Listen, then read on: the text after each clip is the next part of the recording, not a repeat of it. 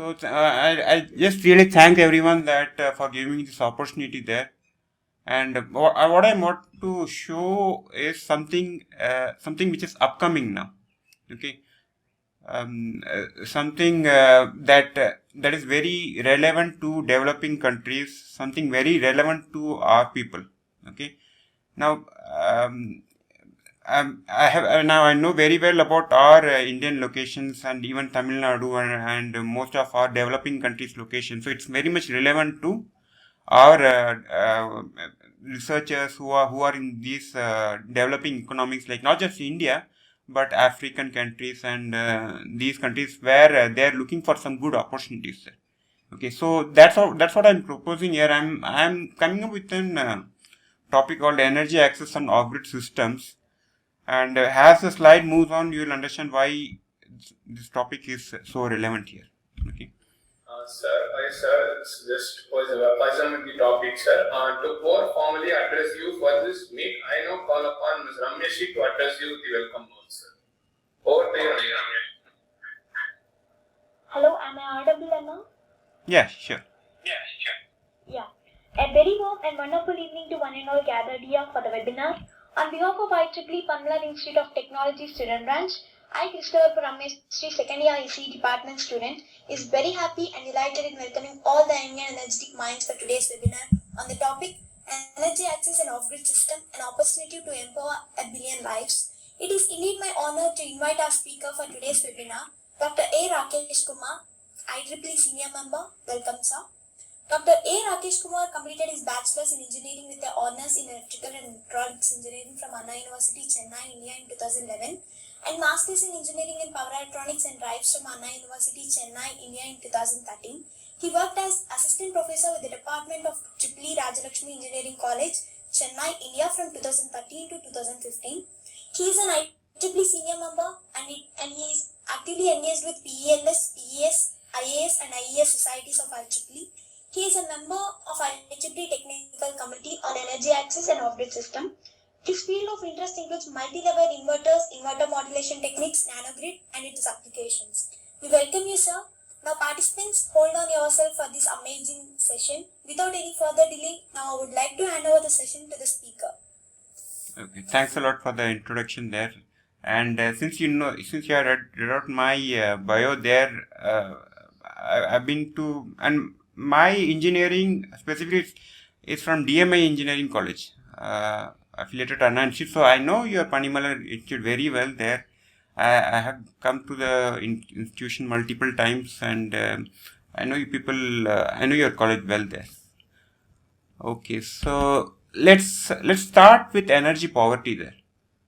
Now, what do you mean by, we know poverty, but what is energy poverty there? Okay, so energy poverty basically means that people don't have any access to modern fuels. Okay, what do you mean by modern fuels? Modern fuels, say, are even electricity. Okay, see, it may be surprising, but to most of the people, they don't have access to electricity.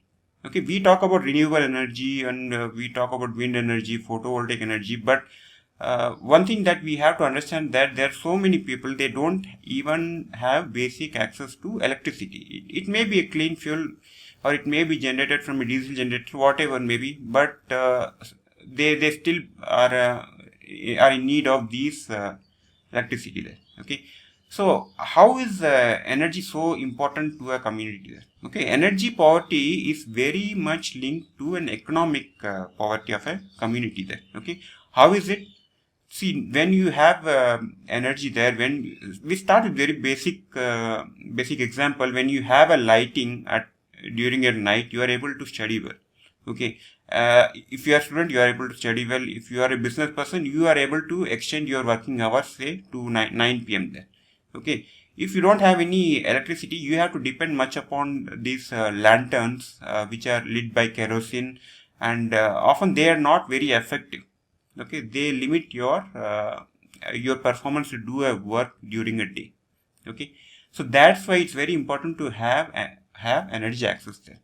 Now, what are the usual characteristics of an energy poor community there? Okay, we'll take an instance of African nations where they have countries, they don't have these electricity, having a bulb or having lighting, proper lighting. So they don't have many of them. It may be surprising to us, but that's a fact there. Okay. So what are the characteristics of these communities? They actually consume low amount of energy overall. Okay. What do you mean by that? If at all they are using any energy, it may be a small bulb, or maybe to charge their mobile phones, or maybe a small solar lantern, or maybe not even that. Okay, so these are some of, and you see the next one, they rely on human and animal power for mechanical tasks. What is that? They don't use any machineries. They still depend on animal power, say bullock cart. They still depend upon a bullock to tow a person or tow their goods from one area to another area, and they have to depend upon these basic necessities there. Okay. Now, what other characteristics? They devote a considerable time to procure and processing fuels. Okay, so what does that mean? You see, people, you take village area, they they want to cook something. Okay, they don't have access to what we call LPG fuels or such a thing. Okay, they burn their woods there. Okay, and they want to procure these firewoods. They go to some jungles, they cut those firewood and they bring it, and they use it for their cooking purposes. Okay, so this is what they do usually. Okay, and they also relatively spend a large portion of their income on fuel. Okay, what does that mean? They have to travel such a long distance to procure some of the firewoods. They spend a lot of time there, especially women and small kids. Okay, small kids, usually the girl child. They usually go with their mother, and that's why it also affects their education, because they have to procure these fuels and firewood. What it seems to me is that they waste their time. Although for them it's a productive time, but they are not able to come out of this deadlock, I would say. Okay. Now, what is energy access and off-grid systems? Okay. So energy access, it means that a household should have at least a minimum percentage of some electricity, at least a bulb that is being lit there, or something related to electricity that can use. Recently, charging their mobile phones, whatever small mobile phone they have, it's also a kind of energy access there. Okay, and it's not just with those minimum aspects. They also want to have a safer and cooking, heating fuels and stoves there. Okay, they also want to have access to modern energy. Now here you can also take an example of these PV cells and photovoltaic energy and wind energy. If they are able to generate using these modern energy, then that's good there. Maybe then the percentage is very less.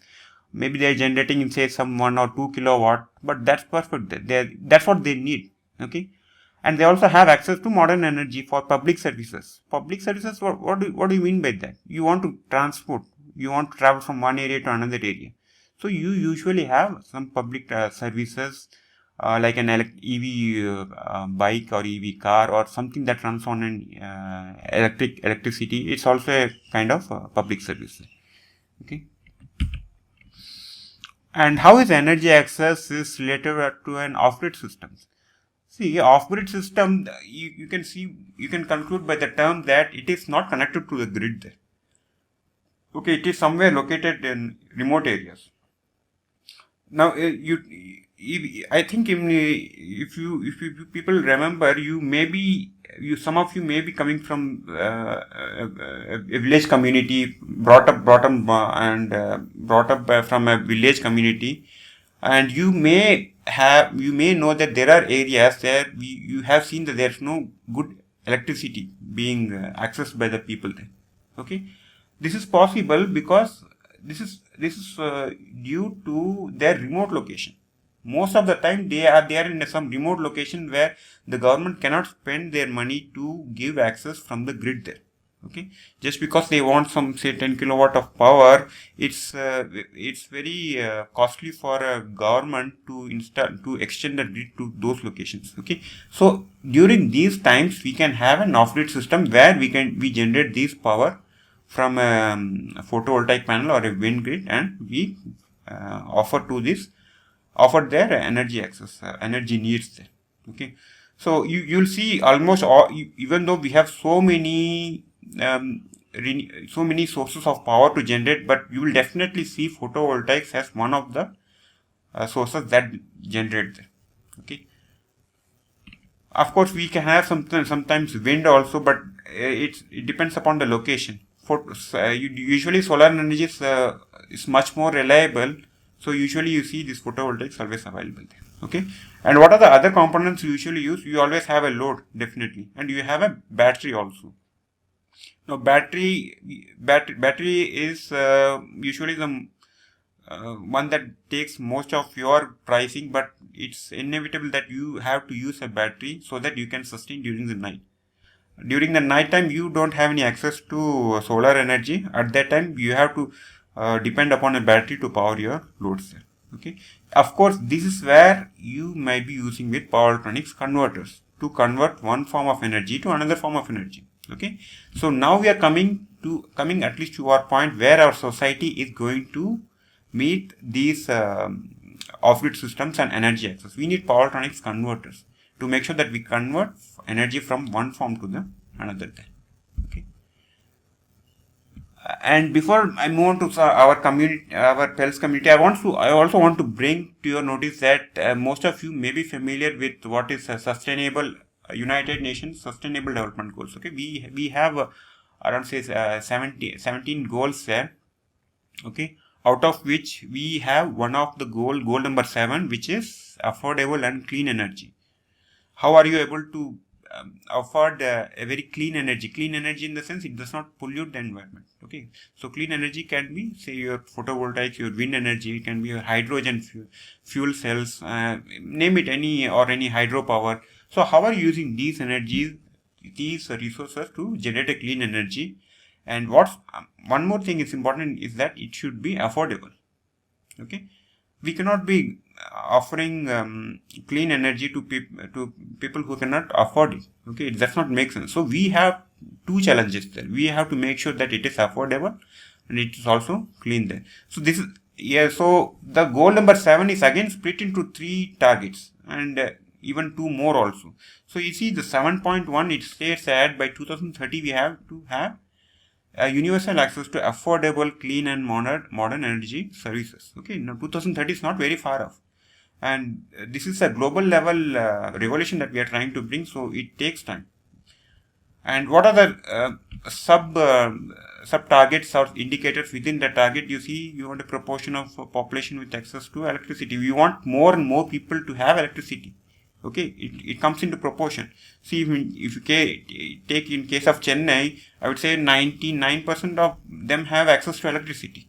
Okay, but you move away from the city location, it gradually tends to come down. Okay, at least in India, at least in Tamil Nadu, I will say it's it's better there. But you move to some rural areas, some hilly areas, there the proportion of population who have this access to electricity is say less than 20%, less than 30% also.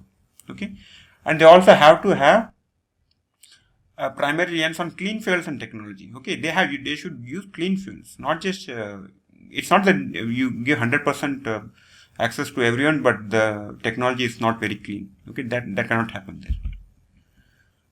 And we also have to increase the share of renewable energy in the global energy mix. Okay, what is it mean is as of now, you see, you take the example of Denmark. It's doing very outstanding work there in terms of renewable energy. They have a large proportion of their energy being sourced from renewable energy. Okay, and this is what is been done by every country there. Okay, you see, most of the government, they're coming up with some regulation. They are including renewable energy into their policies there, and we in India also we are trying to promote renewable energy, and we are doing really very well there. Okay, the government has understood the importance of renewable energy, and they are coming up with it. Okay. Again, and then what is 7.3 shares that you want to double the global rate of improvement in energy efficiency. Okay, so this is the third dimension. Okay, you can see the first point is that you want to give an affordable energy. Okay, you want to give a clean energy. Okay, but we also have to make sure that you give a very efficient type of energy. Okay, what do you mean by efficient type of energy is that, for example, if PV panel generates say 100 watts of power, okay, and the load needs, say for example, 20 watts or 30 watts of power, okay, so you are essentially wasting 70 watts of power there. Okay, what we have to do at that time, we have to scale, either we have to see that we have a demand there for 100 watts, or you have to bring down the rating of the PV panel there. Okay, it can also happen with the power electronics converter. We cannot have inefficient converters where you convert, say, from AC to DC and DC to AC. Okay, nowadays you see most of the loads are DC loads, and most of the renewable sources, they also develop DC power there. Okay, so what we have to do, it's wise that we consume DC and we also generate a DC power without converting them into AC. Okay, right now that's what happening with most of our existing infrastructure, that we are using AC power. Okay, but even though we are using AC power, ultimately it goes to one of the DC loads there. Okay, so we have to make sure that we are improving this efficiency. We better use converters that convert DC to another DC there. Now again, they have a target of 7.8. They want to facilitate this. Now 7.A and 7.B, we have two targets there, which are in terms of economic purpose there. Okay, so you want to increase the GDP, you need to support clean energy there. Okay, you want to support hybrid energy, you have to support target 7.8. Okay, so 7.A and 7.B are just a version of your other three targets. Okay, now also COVID has also played its part there. Before COVID, we had a different view of taking up this energy access, but once we had this COVID-19 implications, we understood that we need to support critical energy there. What do you mean by critical energy? Things that we cannot compromise on quality or disruption of any power there. Okay, hospitals are very important. You see in news, you hear a lot of about oxygen cylinders. They don't have any oxygen cylinders. It's same case with the electricity also. When you don't have any proper electricity in hospitals, you're going to lose people. You're going to lose so many lives there. Okay, this is what has been clearly understood during your COVID-19 implications. Okay, so we have to make sure we also give priority to those critical infrastructures. And also they want to improve the energy efficiency. They want to bring it to say 3% of their target, and they also want to step up their efforts to increase this share of this renewables. Already I have discussed this. Now I've come to our IEEE and Power Electronics Society, how this society is very much linked. Before coming in, let's see what we are actually IEEE and what is our society here. We are actually with Power Electronics Society is one of the societies of IEEE there. Okay, and our society has been for 30 years and doing so many innovations and so many developments in power electronics technology. Okay, and what do we do actually?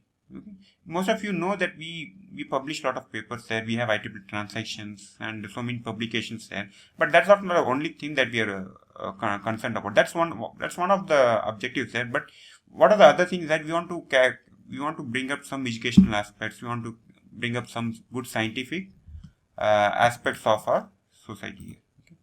So that's the first one. Almost deals with publications. You want to publish it well. You want to publish journals. You want to encourage conferences. You want to publish some books there. So that's one of the aspects. You see the other aspect. You want to encourage members there. Okay, you want to encourage members to stay up to date with the what is happening with power electronics research there. Okay, see if one is not a member of not just PELS, say any society, he or she may not be aware of what's going with that domain there. So you have to associate with at least one of the society. Okay, there are so many societies now. Polytechnic society is not the only society, that there are so many other societies available.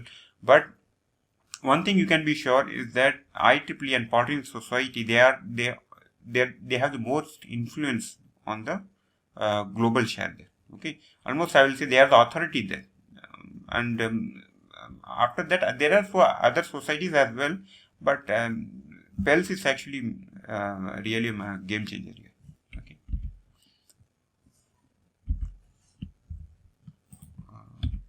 Okay. Now I want to bring you all to an attention to this Empower a Billion's Life initiative there. Okay. See, Empower a Billion Life initiative is an initiative by Polytechnic Society where they want to develop some solutions for energy poverty. Okay. What do you mean by developing scalable solutions? You can do a lot of things. First thing is that you identify what the problem is. Okay. That they are not able to travel from one place to another place because they don't have any access to electricity. So you develop a small solar lantern. That becomes a solution there. Okay. There can be n number of solutions that you can offer to energy poor communities there. Okay. Now, what is this competition is about? This competition is about developing some technology, some business models that can solve the problems of these energy poor communities. Okay, so this is a competition open to all the members there, all the research groups, all the non-profit organizations. They can volunteer there and they can benefit the community there. Okay, so what they are going to competitors those who are involving in this competition, they are going to do, they are going to bring up with some solutions. Okay, these solutions, this is almost like a startup. Okay, you bring up with some ideas. IEEE will support you, IEEE PELS will support you, and if it becomes a really a game changer solution, then it's really wonderful there. Now, what are the other things that you need to come up with Empower a Billion Lives? Okay.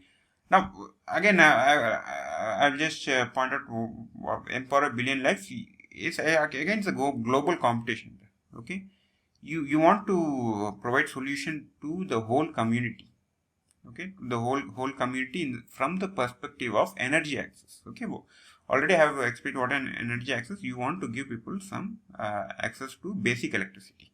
Okay, clean and basic electricity. Okay, what are the other things that you can enjoy when you come up with an initiative like this? You learn a lot. Okay, you just by volunteering you learn a lot. You come with your peers. You come with some really a big person from whom you can learn so many things. Okay, and you can, of course, you can also make so many networking there. Okay, you have a lot of potential there. See, 1.1 billion people is a huge potential there. Okay, it's a big potential that you can go ahead and you can serve those people. Okay, you get a lot of exposure, and of course you have prize money. Okay, see, they IEEE PELS, they have sponsors to fund these products there, and you can actually make use of this prize that you win for social purposes. Okay.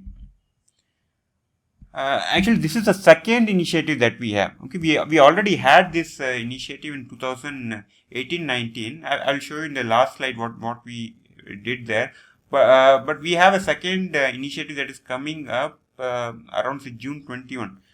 Okay, this month. I'll show you the link also, where you can attend the workshop there, so that you get much more ideas. That the workshop is on June 30th. So I'll after a few slides I'll show you there. But these are some timelines that you have for the for the 2021 Empower a Billion Lives initiative there. So first you register there, and once the registration is over, you actually go and perform a field test. What is a field test? You will choose an area where you want to improve the lives of people. Okay, say if you want to go to any hilly areas within Tamil Nadu, you can go there. You can carry out a field test, and carrying out a field test, then you can propose some solutions come up with some solutions, and then the third step, you are going to propose it to the audience there. Okay, and this will happen, the third step will happen in the ECC conference, which is one of the most top rated conference of IEEE. This will happen in October 2022. So you see, you have a lot of time for the field test. Okay, so the registrations happen in 2021, and the global final happens around October 2022. So you have around at least I will say 7 or 8 months of time to carry out this field test and to come up with a product there. And once you propose this, you will if your proposal is really very good, you will be invited at the IEEE ECC conference to demonstrate it and maybe come up with some business plans. Okay. What are the competition requirements there? Usually, you see them in the bottom. It primarily depends upon an off-grid system. Okay, and you see tier 0, 1 energy access. Again, I will stress upon something about this. We have around 5 tiers of energy access, starting from tier 0, tier 1, tier 2, tier 3, tier 4, and tier 5. Okay, it takes an increasing order of energy access. Tier 0 is something like people don't have any electricity. Tier 1, they have say around 10 watts or they have 100 watts of energy access. And it goes on tier 5, probably you have access to fridge, AC, and maybe something sophisticated and luxurious. Okay, but we are focusing here from tier 0 and tier 1 here. Okay, and purchasing power below 1.90 per day. I think if you have been listening to some renewable energy news, you will be familiar with powers that is being purchased from the PV. Okay, they would quote that this is the amount of money that they need to pay for every watt there. Okay, so similar to that, you also have to make sure that your purchasing power is below 1.90 per day. Okay, this is usually in terms of watts there, kilowatts there. Okay, and you want to have it in rural areas. So even though we know that there are regions, not non-rural areas, that have no access to electricity, but we will start with rural areas to make sure that we cover the bases strong. Okay, and they also usually they have very limited access to banking. Now banking, naturally you need electricity, not just banking, everything you need electricity. So 50% of less than people having any bank accounts usually means that they have very limited access to banking. Okay, and using phone features, less than 40% of people they use smartphones there. You can definitely go and propose a solution there. Okay, now energy need solution must provide tier 2 energy access. Okay, see the rating there. It says 200 plus watts hours per day. Okay, so that's what they IEEE PELS they define that for tier 2 energy access, you need to have provide an access to 200 plus of watt hours per day. Okay, what does it include? It includes a house users. That's the primary thing. Okay, you want to make sure you are able to light, you are able to charge your phones, you are able to have an entertainment. Maybe not everything possible with 200, but that's the catch. 200 plus, so it can go to a higher range, so that you are able to add more and more assets to your household users. Okay, and also community uses. We are not just a single house that we are being powered by electricity. We have so many neighbors there. We are a community there. So there may be multiple homes. We want to come up with some solutions. Not just houses. You also have education and health facilities. You want to make sure that those communities also get electricity. Okay, and you also make sure that you make some productive use to this energy.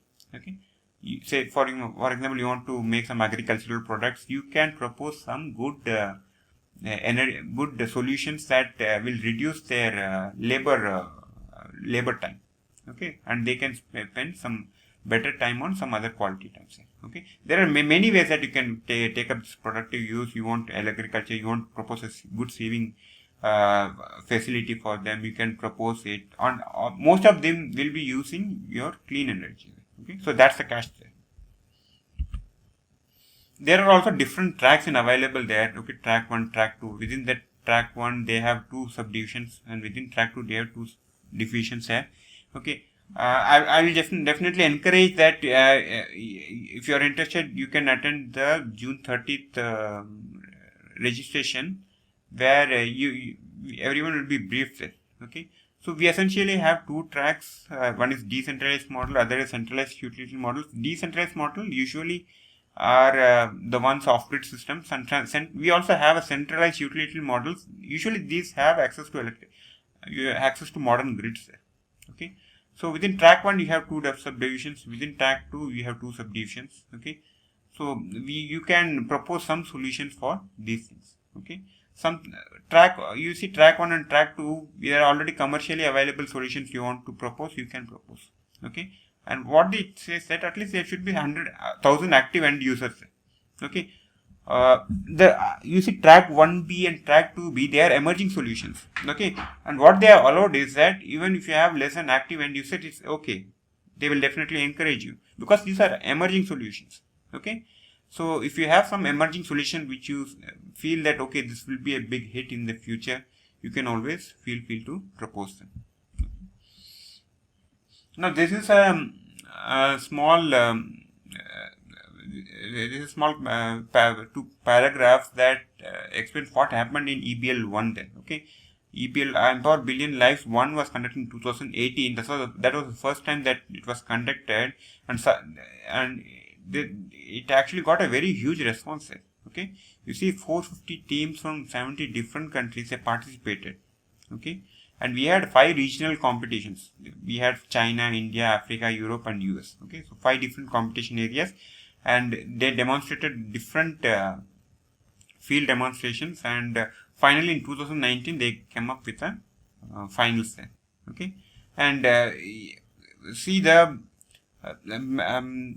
first prize was won by IIT Bombay. Okay, they have a team called Souls. Okay, where they were able to bag this first prize, and if you remember Professor Chetan Solanki, he is actually the founder of this Team Souls. Okay, and they were able to win this $1 lakh of prize money. Okay, we also have so many other other teams that won these prizes with a lesser money, but they were really very influential. Okay, so this is a brief background of what happened with EBR 1. Now I want to introduce you to our workshop which falls on 30 June 2021, and I just want to first tell you this is a free workshop. You don't have to pay anything. Okay, this is a free workshop you can attend on 30 June at 8 a.m. is Eastern time there. Okay, we have to convert this into our IST. I'm not sure what is our IST time, but it's somewhere in the daytime, I guess. Okay, it's not an off the time like 12 p.m. or 12 a.m. or 1 a.m. like that, but somewhere we can attend it. So I definitely encourage not just you, but anyone others who is interested in, do participate in this workshop. You will able to understand so many things. Okay.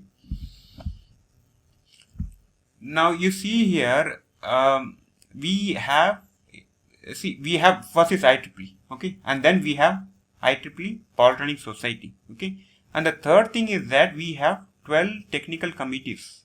Okay, now what do technical committees do is that they take up a specific area within polytechnics, and they work on it, and they try to develop that particular area there. Okay, so you see on the left side we have 12 technical committees, starting with control and model of polytechnics. Okay, it's you have renewable sustainable energy, you have design methodologies, and it ends with energy access and off-grid systems. Okay, I want to add that out of these 12, the ones that you see TC7 to TC12, they are very, very new. Okay, I again repeat, TC7, TC8, TC9, TC10, TC11, TC12 are very, very new. Okay, and they offer a lot of opportunity. Very new in the sense they came just few months ago. Okay, I say 4 or 5 months ago they officially were launched on the website, and this offers a huge opportunity for us. Okay, maybe you may not be interested in energy and access and off-grid system, but you see you have 11 other fields where you can try out. Okay, for example, if you are interested in electrical machines, you can go with TC3. Okay, you want to come up with some transportation solution, join with TC4 there. Okay, my personal interest is my interest and priority is with going with energy access and off-grid systems. Okay, why is that? Because I come up from a developing nation, and I've been exposed to this energy access problem, so I'm really interested to come up with some solution that I can propose there. Okay. On the right side, on the extreme right, you can see our TC12 leaders there, starting from Professor Deepak Diwan from Georgia Institute of Technology. He's from US there. Okay, he's an IEEE fellow there, and he has been our past PELS president as well. Okay, so he's leading our activities for the term from 21 to 22 there. Okay, he has very good plans, and he to bring up this committee there, and along with him there are we have vice chairs and we have secretary also. We have Professor Jelena Popovic, and we have Professor Isha Buttershe, and we also have Professor Sanjeev Panda from NUS. Okay, so if you are a IEEE member and if you are an IEEE PELS member, I say join a technical committee right now. Okay, join a IEEE technical committee, any committee now, and get involved with all those experts there. Okay, all those stalwarts there. You start with anything basic. You want to write an article, you want to write a conference paper, you want to publish with them, go ahead. Okay, write an email to them. Okay, write an email to them, say them that you are interested there, you want to work with them, you want to propose many solutions. They will be very happy to take up. They are very much interested to take up young people, dynamic people. Okay, so students, if you are interested, you can take up and you can work with these people. And if you are planning to do your masters, you want to come up with going abroad, you want to study, you want to do your MS. Okay, definitely IEEE and Polytechnic Society going to play a very good role, very big role. Okay, so even if you are not may not be a member now, but as time passes by, you will definitely feel that yes, you have to be a member of IEEE Polytechnic Society to enhance your career. So why do you want to delay it? Why don't you join it now and utilize these opportunities? Okay, see, I happened to have these guidelines only a year ago or 2 years ago, and those are really very life-changing events. Okay, you can get involved in one of these technical communities. Okay, so TC12, if you say this energy access and off-grid system, that's where I took the title itself. Okay, they want to empower. They have a successful program that's Empower a Billion Lives One, based upon which they have started the TC12 activities. You see, they have so many. Interest here, topic of interest. You have energy access solution, you have DC nanogrids, you have grids as an ecosystem, you have DC or AC microgrids, name it, and these are not just limited to these topics. Okay, there are so many topics there. You are interested, you can contact Professor Deepak there, and he will include you in the list there. Okay, now there's really not too technical that I have spoken. What I have so far delivered is some general aspects of our society and what's coming up new within our society. Okay, so that you will be interested in it. Okay, at this moment I would like to take up some questions, and yeah.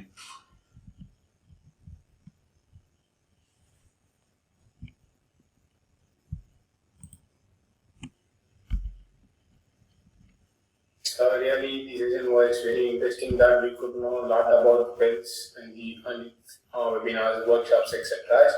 Now the participants, it's your time now. If any queries, you can ask the speaker. You can just unmute yourself and ask, or you can type in the chat box.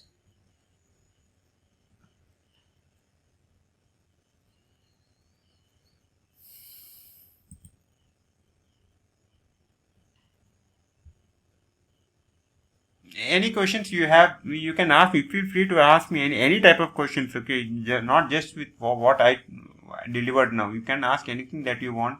Whatever I know, I will be happy to explain it. Sir, in personal, I have a doubt that is, what is the difference between living off the grid and on the grid? And it's also been a question from Ms. Divya Shankar.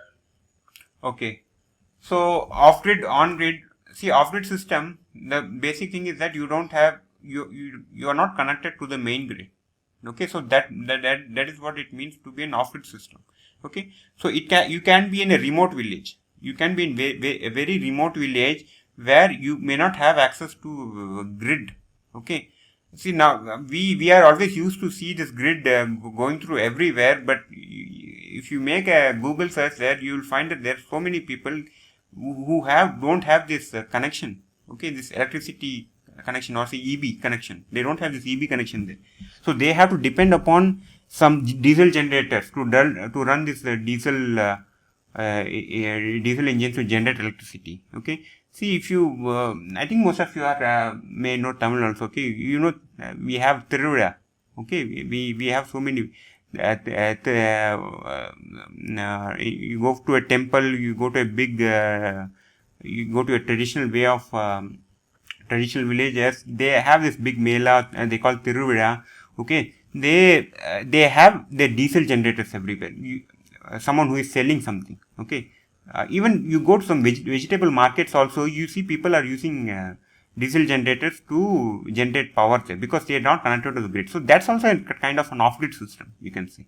Okay, and on-grid system, every one of us with on-grid system, we are always connected to the grid, and we are enjoying those benefits there. Okay, so does that provide some solution?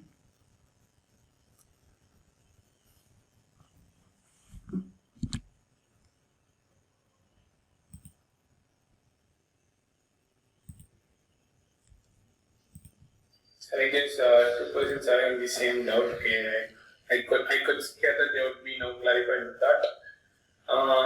Participants, any further queries, you can ask the speaker. You can unmute yourself or type in the chat box.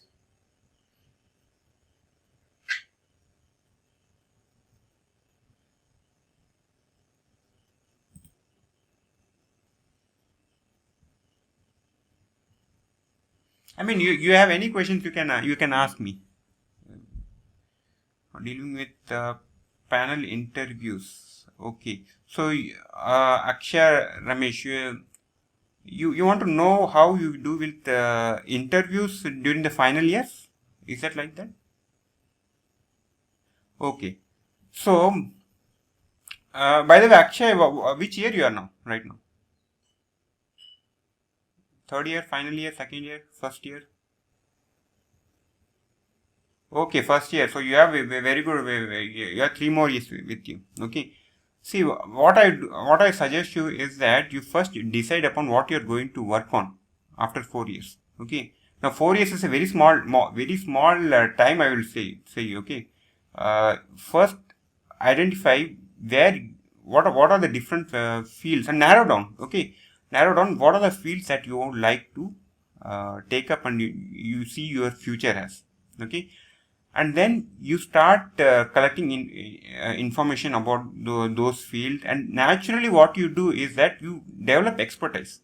Okay, and when you develop an expertise, you definitely develop some good confidence.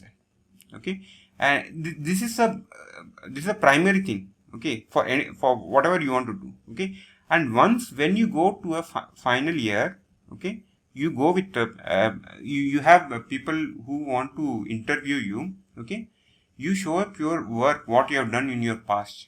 Okay, see, I tell you again, try to do, people who want to recruit you. Okay, they are less concerned about your CGPA. Okay, you may have some cutoff with CGPA.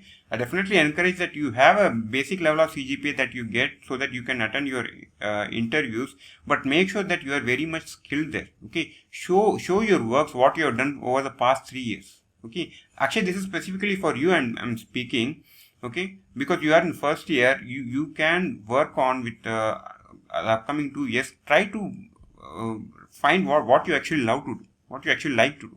Okay, develop some good projects there. Okay, and make sure that those are visible. Okay, try to do some publications with your faculty there. Panimalar has a lot of very good faculty. Okay, you can publish with them some conference, some journal papers. Okay, and you try to add these assets with you.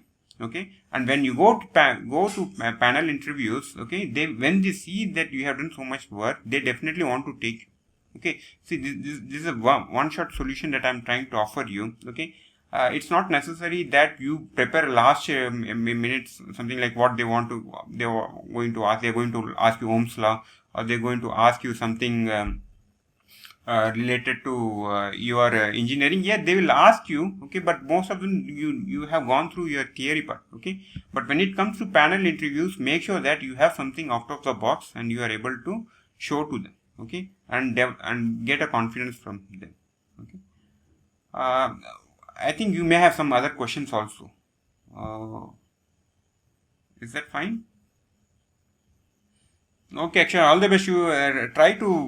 If you have any questions, you can connect with me also. I have my WhatsApp number there. You can WhatsApp me also. No issues. I will reply to you. Okay. Anyone else? I guess the explanation from you was very clear, so there is no further queries. As a token of appreciation and love from IEEE Panimalar Institute of Technology student batch, we are presenting this e-memento to you, sir. I request Ms. Divya to present the e-memento.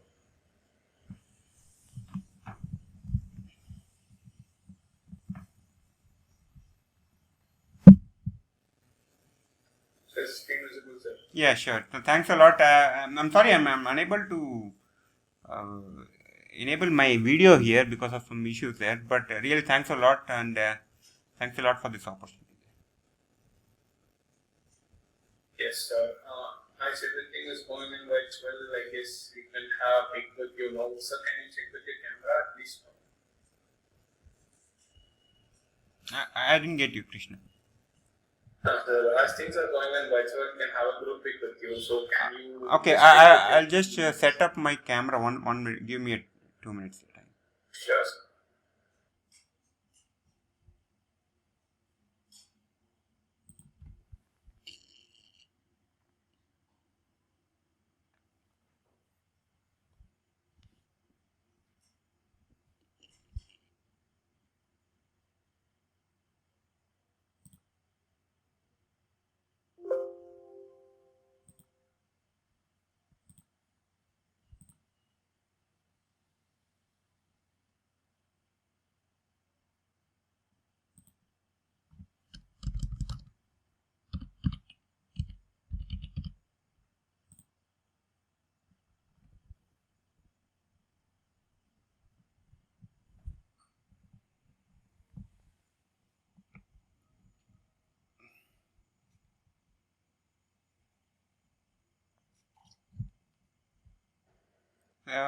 Is it visible now? Yes, sir. Yes, sir. It's visible. No text found in the application. I request the participants to turn on the cam so that we could have a virtual group pic with the speaker on the special occasion.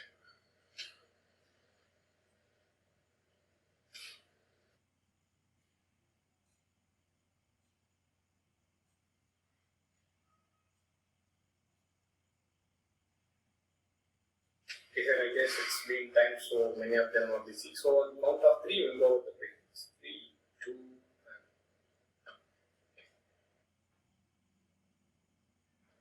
Yes, sir. To more formally conclude the session, I now call upon Ms. Divya to give you a thanks. Over to you, Divya.